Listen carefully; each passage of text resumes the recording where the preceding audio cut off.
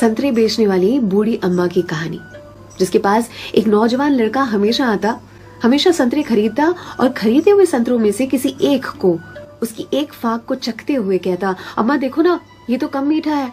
और अम्मा हमेशा दूसरी फाक को चखते हुए कहती, नहीं बेटा, ये तो बराबर मीठा है। फिर भी यह लड़का बड़ी बेरुखी के साथ उसे खुले हुए संतरे को वहीं ठेले पर छोड़कर चलता बनता। अब इस नौजवान के साथ उसकी पत्नी भी हमेशा हुआ करती।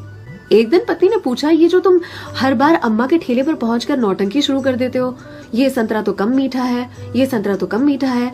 संतरे तो मैंने भी चखे हैं, बराबर होते हैं, लेकिन फिर इस नौटंकी के पीछे राज क्या है, चाहते क्या हो तुम? इस पर लड़के ने अपनी पत्नी को एक मीठी सी मुस्कान दी और कहा, मुझे भी पता है कि सारे के सारे संतरे बहुत ही मीठे होते हैं, लेकिन तुमने कभी अम्मा को देखा है?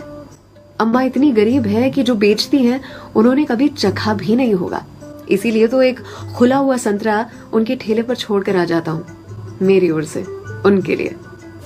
अम्मा के बाजू में जो सब्जी वाली थी, उसने एक दिन कहा उनसे, आपको पता है ये जो सरफरा आपके ठेले पर आता है संतरे खरीदने के लिए, इतनी चिकचिक करता है आपसे कि आप नाप तोल में उसे ज्यादा संतरे दे देती हो। इस पर अम्मा ने कहा कि वो कभी मुझसे संतरे की मिठास पर चिकचिक करता ही नहीं है, वो ये चिकचिक करता है मुझे संतरा खिलाने के लिए, एक छोड़कर जाता है। क्या मुझे पता नहीं है? उसकी चिकचिक में भी उसके प्यार की मिठास नजर आती है।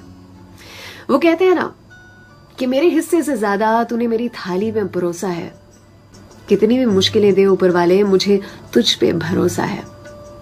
छीन कर खाने वाले का कभी पेट नहीं भरता और बांट कर खाने वाला कभी भूखा नहीं मरता। अगर कोई ऐसा दिखे, उसकी मदद जरूर से करे।